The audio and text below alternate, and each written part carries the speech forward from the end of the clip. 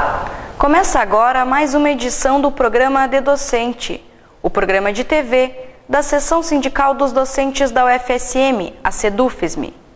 Aqui você confere temas relacionados à luta dos trabalhadores e dos movimentos sociais, com enfoque especial para a categoria docente. Na edição de hoje, teremos um programa especial com uma série de entrevistas que procuraram traçar um panorama do debate sobre a Empresa Brasileira de Serviços Hospitalares, a EBSER, e os recentes desdobramentos aqui em Santa Maria.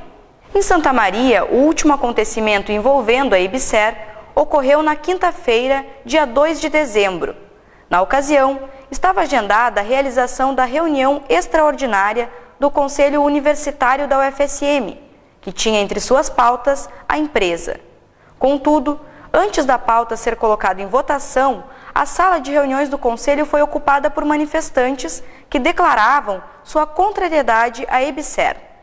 Com a ocupação do espaço, o reitor Felipe Miller deu como encerrada a reunião e se retirou da sala, para poucas horas depois, de forma autoritária, firmar o contrato com a empresa sem a posição final do Conselho. Para traçar um panorama do que virá, agora com a assinatura do reitor, das perspectivas de luta contra a privatização do Hospital Universitário de Santa Maria, o USM, e dos impactos da EBSER, elaboramos um De Docente especial com uma série de entrevistas sobre o assunto e que você confere agora. Primeiramente, a adesão à EBSER, ela imobiliza o hospital universitário. Todas as ações, os agendamentos, as marcações, os procedimentos que estavam previstos para 2014 foram cancelados. Isso modifica a rotina dos técnicos ali no seu dia a dia, no seu fazer, enquanto trabalhadores da saúde, mas por um médio prazo a questão é completamente nebulosa, completamente entroncada, de difícil compreensão, porque o que nós temos de referencial para avaliar, além do que a gente prevê, fazendo a leitura do contrato, fazendo a leitura da lei que cria a EBSER, são as experiências dos outros poucos hospitais que já foram entregues para a EBSER. E o que se viu nele? Perseguição às pessoas, privilégios a poucos das direções, não realização dos concursos, não preenchimento das vagas, a pressão e o acúmulo de tarefas na força de trabalho que já existe se amplia, porque não se renova, não se coloca, não se complementa com os cargos prometidos. Em geral, essa promessa, essa expectativa é a barganha para se aprovar a EBSER, onde isso tem acontecido, e muita gente tem caído nessa balela. No Maranhão, no Piauí, no Espírito Santo, em Juiz de Fora, falta de material, fechamento de serviços, já tem lugares que o diretor que era eleito foi substituído por outro indicado. Não cumprimento de contratos com as empresas terceirizadas. Tem uma empresa, mais de 5 milhões estão devendo lá para uma empresa e não pagaram os contratos, os terceirizados estão ameaçando parar. Enfim, a situação que está colocada para os técnicos administrativos em educação que trabalham no hospital universitário é de confusão total, a previsão é de precarização, de vulnerabilidade das suas relações de trabalho, uma indefinição sobre para onde vão, quantos continuarão de fato no hospital universitário, quantos vão para outros setores da universidade, ou em alguns casos extremos, está previsto no contrato, na legislação que cria a EBSER, se vão para outros setores, para outros órgãos do Serviço Público Federal. E aí, em contrapartida a essa questão, os novos e as novas trabalhadoras que virão para o USM via processos seletivos, né? Como se relacionarão com diferentes jornadas de trabalho, diferentes vínculos, diferentes regimes de trabalho. Então é uma situação que provavelmente tenderá a criar e amplificar a confusão e acarretando problemas para o funcionamento mesmo do USM. Isso, né, a médio prazo. A curto prazo, o que a gente imagina e o que a gente viu agora desses últimos dias é que o USM vai ficar imobilizado por esse processo de transição, que é uma transição também limitada, visto que são as mesmas pessoas que estão na direção hoje, que vão continuar dirigindo o USM, só que recebendo as poupudas FGs dada a tabela da EBSER, e tudo, né, na verdade, vai seguir nessa parte da gestão nas mãos das mesmas que já estavam por aí. Se a gente pegar o presidente da empresa brasileira de serviços hospitalares, que é o Rebelato, é o mesmo que era reitor da UFSCar, onde os estudantes fizeram uma greve de 80 dias e pediram o fechamento do hospital da UFSCar. Então imagina a lógica, se ele era reitor da universidade e não conseguiu resolver os problemas, agora enquanto presidente da empresa brasileira de serviços hospitalares, gerindo 45 hospitais universitários ao mesmo tempo, ele vai conseguir resolver os problemas de todos esses locais. É uma colocação assim, olha, que até analisando como profissional, como administrador, né, também a gente coloca em dúvida, porque por que não poderá dar certo? E isso, infelizmente, nós temos que recorrer à questão histórica do nosso país. Nós, historicamente, sabemos de que empresas públicas invariavelmente são empresas que são utilizadas como cabide de emprego. E este é o problema. Então, este é o problema que nós já estamos observando o que está acontecendo com a EBSER, que recém foi criada. Que as pessoas que foram indicadas para assumir os cargos e a condução desta empresa não são profissionais competentes e que vão buscar soluções, né, inovadoras, vamos dizer assim, né, não mágicas, mas inovadoras, que poderia acontecer talvez em qualquer outro país, onde as pessoas fossem mais sérias, mas o que nós observamos não, que estão nomeando apadrinhados políticos, pessoas que não têm experiência nenhuma em gestão de hospital, e muito menos de hospitais universitários. E estamos vendo também que a política utilizada por estas pessoas na EBSER, ela voltou a ser uma política que já existia dentro do Ministério da Educação, que a gente chama de política de negociação de balcão, ou seja, os diretores ou reitores, né, das universidades que possuem uma influência política nas suas regiões, vão até o balcão da EBSER e lá eles negociam mais vagas, mais financiamento. Eu acho que primeiro a gente entender que que o ensino não se restringe simplesmente ao estudante de medicina, mas de vários outros estudantes que acabam usando o hospital universitário para desenvolver atividades de ensino, de pesquisa e de extensão, assim. Se a gente pegar o ponto de extensão, por exemplo, é algo que a empresa nem prevê, né? Se a gente pegar o ponto de pesquisa, é uma lógica perversa, né? Porque a gente percebe quais são os interesses da iniciativa privada quando ela investe em pesquisa. Então, o que vai acabar acontecendo quanto à pesquisa é que as diretrizes das pesquisas vão ser delimitadas pela empresa. Nós, enquanto estudantes, trabalhadores do USM, professores, vão fazer essa pesquisa que a patente será de iniciativa privada.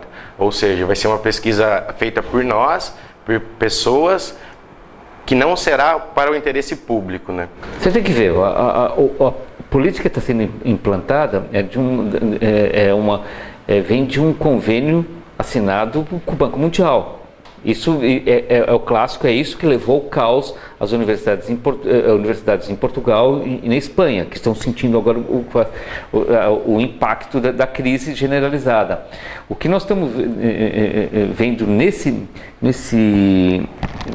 momento é justamente a universidade ser modificada para ser, primeiro, submissa à tecnologia e à ciência no exterior.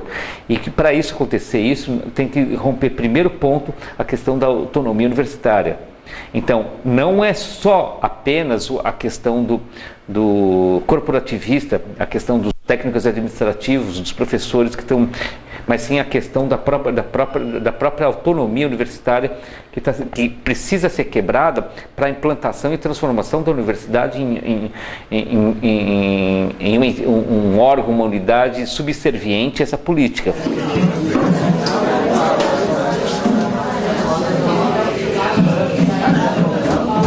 E aí, se a gente pegar, por exemplo, que agora a gente tinha um CONAD, né? A gente ainda tinha instâncias deliberativas dentro da UFSM, com a Empresa Brasileira de Serviços Hospitalares isso acaba. E aí pegar um ponto que eu acho que, para as pessoas que ainda têm dúvidas, coisa assim, sugerir ler a legislação do IBSER e pegar um ponto para ilustrar só, que é o capítulo 5 do Conselho de Administração, o artigo 12, que fala que o órgão de orientação superior do IBSER vai ser um Conselho de Administração composto por 9 membros. Né? Desses 9 membros vai ter membros indicados pelo Ministério da Educação, pelo Ministério da Saúde, vai ter o presidente. E apenas um desses membros é que vai ser indicado pelos trabalhadores, né, do hospital universitário. E depois, no artigo 3º da Constituição, ele vai colocar que esse trabalhador ele não vai poder participar de reuniões que falam sobre questões de salário, que falam sobre questões de estrutura, que falam sobre questões de condições de trabalho mesmo, assim, questões de interesse dele, ele não vai poder participar, e a justificativa que está escrita lá é porque existe um conflito de interesse entre ele e um conflito de interesse entre os interesses da empresa. E onde é que vai estar a autonomia universitária? A universidade não vai poder tomar decisões sobre o seu próprio hospital universitário. Quem toma as decisões é a EBSER, né? Então aí retira a autonomia da universidade, tem esse aspecto também. Se nós olharmos, por exemplo, dentro da IBSER, quem toma hoje as decisões e quem assina as portarias é o presidente da IBSER. Então, quer dizer, todas as decisões não serão tomadas pelos reitores. As decisões serão tomadas pelo presidente da IBSER e serão implementadas nas suas filiais, ou seja, nos hospitais universitários. Então, isso contraria aquilo que se fala, dizendo de que não, o reitor vai continuar tomando as decisões, o reitor vai continuar... Não, o reitor não vai nomear mais os superintendentes, quem vai dirigir o hospital, né? Talvez ele poderá indicar essas pessoas, mas quem tem agora a autoridade, o poder para nomear e exonerar conforme a sua decisão vai ser o presidente da IBSER. Isso vai mudar aonde especificamente? Onde isso vai se refletir? Vai se refletir justamente nesse conflito de interesses entre público e privado. Quando nós, por exemplo, precisamos de tempo para fazer uma consulta, para entender o que estamos fazendo, quando precisamos pedir um exame para fazer um diagnóstico diferencial, né? Tudo isso, toda a estrutura que precisamos é uma lógica diferente do que a empresa pretende. Assim, né? Por exemplo, para a empresa, quanto menos tempo de consulta, mais consultas, mais lucro. Quanto mais se precariza isso, mais se tem o interesse dela, né? Então isso vai acabar criando um problema para o ensino, né? E nós estamos observando nos outros hospitais universitários no país, onde essa empresa tem assumido, que não vem cumprindo com a sua parte do acordo, né? Os concursos estão sendo questionados na justiça. A questão que eles fizeram para que pudesse absorver a mão de obra já existente, com experiência qualificada, que eram os trabalhadores das fundações de apoio, não está acontecendo. Cerca de 80% desses trabalhadores não têm passado na seleção pública. Então tem dado uma série de problemas, falta de material, continua existindo falta de material, né, porque a empresa não estava ainda estruturada para poder suprir esses hospitais. Se a gente pegar os hospitais IBSER onde já foram aprovados, né? O NB sofrendo ação do Ministério Público, o FPI sofrendo ação do Ministério Público, profissionais ameaçando demissão coletiva, a direção do hospital pedindo demissão, né? A gente vê que não vai resolver os nossos problemas.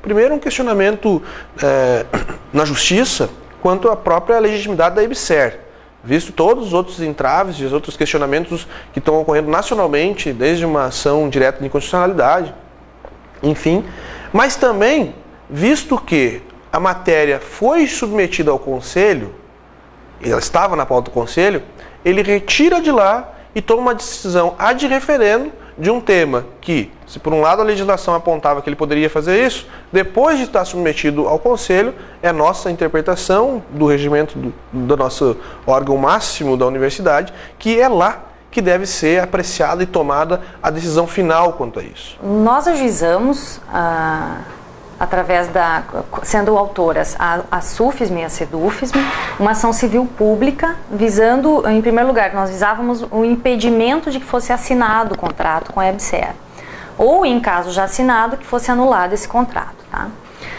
E tem vários fundamentos a petição. Só que depois do ajuizamento dessa ação ocorreu um fato novo, que foi o que se passou na última reunião do Conselho Universitário, né? Na qual, em razão de manifestações, o reitor acabou encerrando a reunião e depois publicou uma nota à comunidade dizendo que ele ia assinar o contrato independentemente da aprovação do consul. Isso é fundamental que se diga. Nós aqui em Santa Maria tivemos agora um triste episódio do canetaço, onde um reitor, já nas antevésperas de abandonar o cargo, assina, tira o debate que estava acontecendo mal e mal, atravessado, mas estava lá na pauta do Conselho Universitário, tira de lá e assina, né? Olha, na verdade o governo tem se portado de forma autoritária e tem imposto isso às universidades e tem contado com cúmplice para a aplicação do EBSER, tem dado respaldo para as atitudes autoritárias. O reitor Felipe Miller nada mais fez que cumprir algo que foi autorizado a ser feito. Ele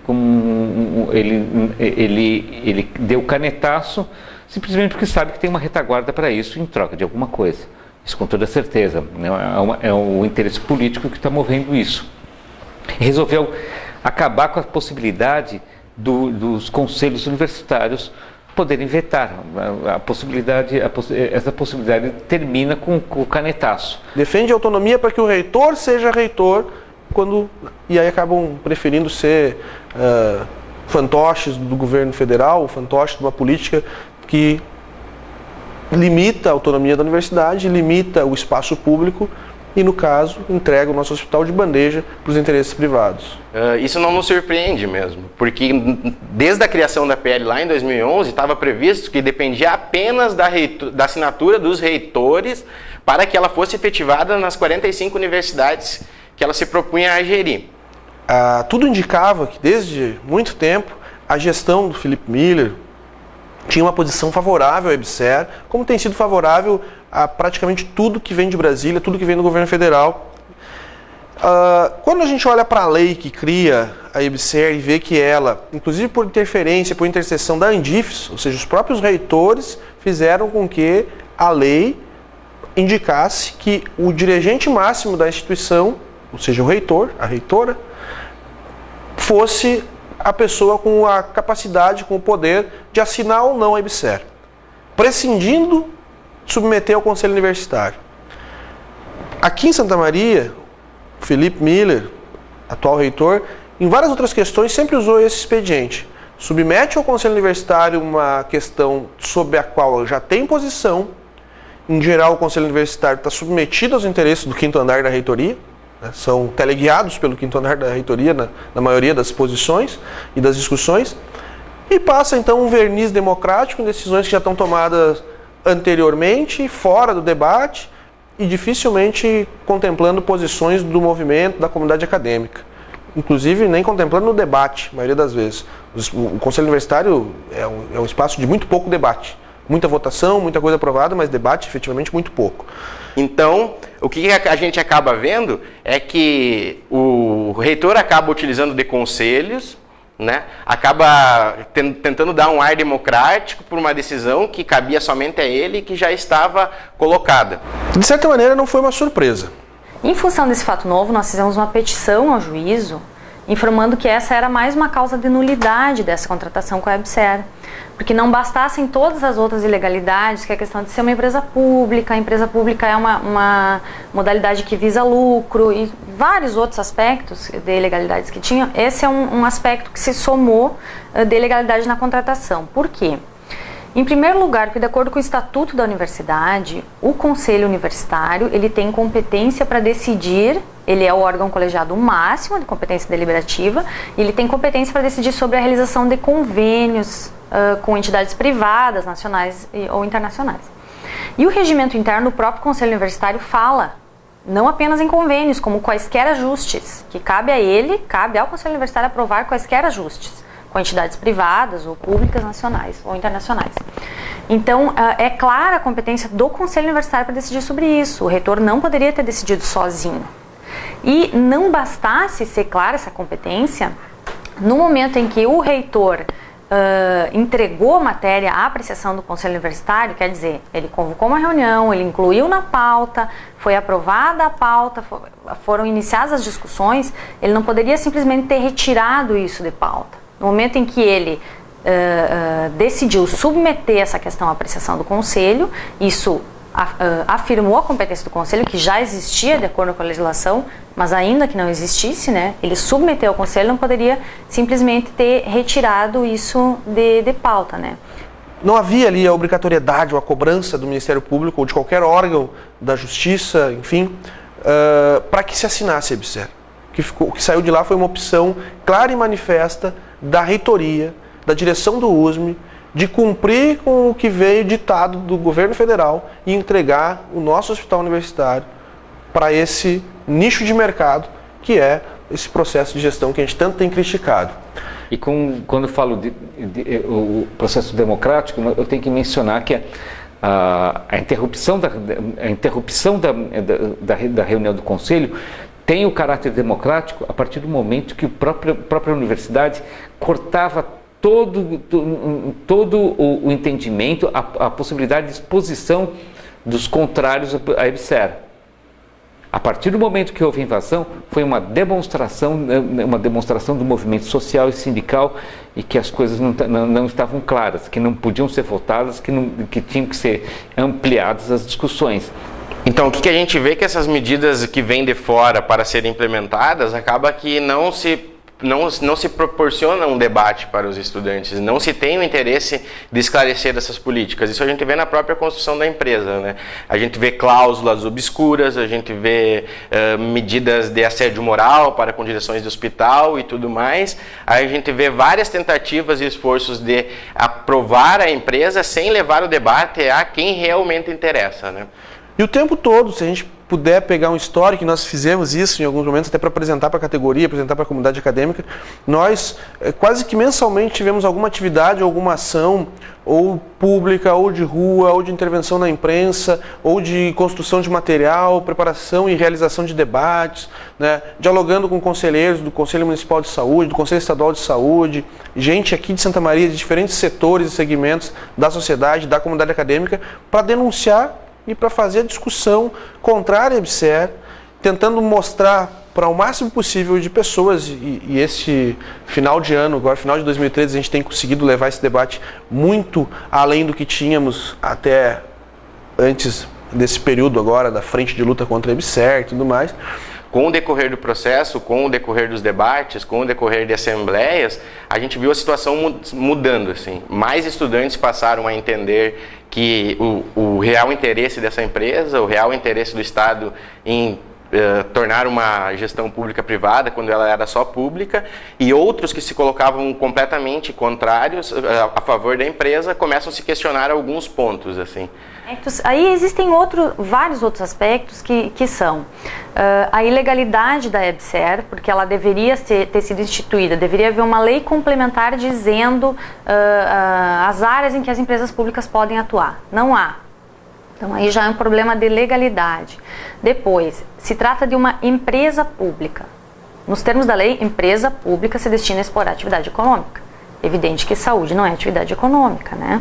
A outra questão ilegal deste contrato é que, na verdade, a universidade está contratando uma empresa prestadora de serviço, mas para sua atividade fim. E não pode. Tu não pode terceirizar a atividade fim, só atividade meio. Porque a atividade da universidade é ensino, pesquisa e extensão, que é o que essa empresa vai fazer. Porque assim, no momento em que a EBSER for implantada, digamos que comece o processo de implantação, o que vai acontecer? Vai ser feito um inventário de todos os bens da universidade, a universidade vai ceder seus prédios do hospital universitário, né, o imóvel, os móveis, os servidores, todos vão ser cedidos, e aí passam à administração da EBSER. E além de administrar tudo isso, a EBSER vai contratar gente. Vai contratar, vai fazer as alterações que entender, ela vai fazer um plano de reestruturação do hospital universitário. Então, provavelmente vai ter uma alteração grande no hospital, pelo que dá para entender. E no momento em que for considerado inconstitucional ou ilegal isso aí, e que o contrato for considerado nulo, tem que desfazer tudo isso. Então, se foram contratadas pessoas, as pessoas vão ter que ser demitidas. Aí como vão ter sido contratadas pessoas e não vão ter sido contratados servidores para repor os que forem se aposentando, vai faltar gente, vai ter pouco servidor, então vai ter que ser feito concurso com urgência para repor esse efetivo de servidores. Vai haver uma interrupção na administração do hospital, isso que eu considero também, que a gente considera assim mais grave, porque essa interrupção, que daí a mudança de gestão, se tratando de um hospital grande, né, e com uma atuação tão específica, a administração do hospital universitário é um campo muito específico, vai haver essa quebra na gerência, quebra da administração, esse repasse, então, e tem que ver o que destino foi dado aos bens móveis, o que mudou, o que foi adquirido, Então, a repercussão vai ser muito grande. Acredito que, em especial, para os terceirizados, que forem contratados e terão que ser demitidos. No eixo da judicialização, o que nós temos são os questionamentos e os processos na justiça contra a EBSER em si, enquanto empresa que está lá desde a sua origem, né, tomada por vícios de origem, tomada por equívocos e por erros do ponto de vista legal, e desde a questão de usar a saúde no âmbito de uma empresa pública, e a empresa pública explora a atividade econômica, e saúde não é atividade econômica, não pode ser mercadoria em hipótese alguma, mas também judicializar e questionar o ato que o reitor teve e a forma que ele usou, o método que ele usou para chegar ao ponto de assinar essa adesão com a EBSER, tendo tirado do Conselho Universitário uma pauta que estava, né, em discussão, inclusive com pareceres. Havia um parecer totalmente contrário, muito bem fundamentado, totalmente contrário à EBSER, e um outro parecer mais oficialista lá, dizendo que poderia sim ter a EBSER. Ou seja, o debate estava em aberto no Conselho. Contamos agora com o bom senso do tribunal para considerar a EBSER inconstitucional, como declarou o Ministério Público Federal e o TCU e 246 entidades da área de saúde. Mesmo com a assinatura do reitor firmando a entrega do USM à EBSER, a perspectiva da frente em defesa do USM e contra a EBSER é que seja mantida a mobilização e a luta em defesa do Hospital Universitário 100% SUS, do financiamento público para a saúde e da contratação via concurso público. Se a EBSER funcionar bem, já vai ser terrível, mas a tendência é que ela não dê certo, pela experiência que a gente está vendo em outros lugares no Brasil. Se a gente pegar a precarização dos hospitais universitários, dos serviços públicos, tanto de educação e de saúde, eles não começam em 2013, eles não começam em 2012 e eles não começam nos últimos 10 anos. Assim. Desde que foi criado o Sistema Único de Saúde na década de 80, ele já começa a ser precarizado. Né? Ele começa a ser precarizado para se ter um investimento no setor privado. Né? O Estado brasileiro acaba fazendo isso, ele vai precarizando o serviço público até esse serviço se tornar caótico e ele justificar que a gestão pública ela é ineficiente, ela não funciona e justificar um processo de privatização como solução para os nossos problemas, né? Essa questão não põe um fim, esse ato não põe um fim à luta contra a EBSER. É fundamental que a gente entenda que essa luta é nacional, a gente aqui tem muito o que resistir, tem muito o que discutir ainda para defender o nosso hospital universitário, para defender a saúde pública da região, por todo o alcance que tem o USM, mas nacionalmente existem vários processos em curso que precisam se unificar para a gente garantir, né, o sistema de saúde na lógica do processo de gestão que a gente defende, que é o processo de gestão com financiamento público, dentro dos marcos do SUS e tudo mais. Olha, só podemos nos basear mesmo na manutenção da luta. Nós temos agora um caráter de assumir um caráter de guerrilha, né? Já que foi exposta ao autoritarismo e o processo democrático foi desmantelado, né? Não, passado o canetaço, né? Passado a prova clara e manifesta de que na UFSM funciona a democracia da caneta, com aprovação e com anuência do reitor que assumirá em breve a esse ato, que estava presente, estava junto, votaria também pela EBSER no Conselho Universitário, infelizmente. O que se coloca no movimento são o fortalecimento de alguns eixos que a gente já vinha tocando enquanto frente de luta em defesa do USME contra a EBSER. Basicamente a questão ela vai se judicializar e se politizar ainda mais. Então, acho que não muda a nossa luta. Acho que a nossa luta continua.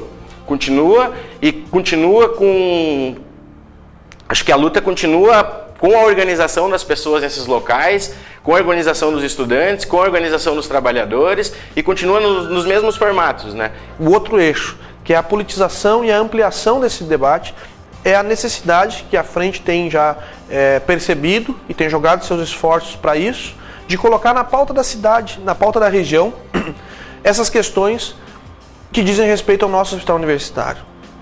Vamos estar na rua, vamos estar panfletando, conversando com as pessoas, olhando no olho das pessoas e dizendo: nosso hospital universitário, ele pode atender a comunidade, a população, da melhor forma possível, com qualidade que já tem historicamente se constituído e sido reconhecido, mas para isso precisa de financiamento público, de concurso público e de se estruturar numa gestão que se dê dentro dos marcos do SUS e principalmente com controle social.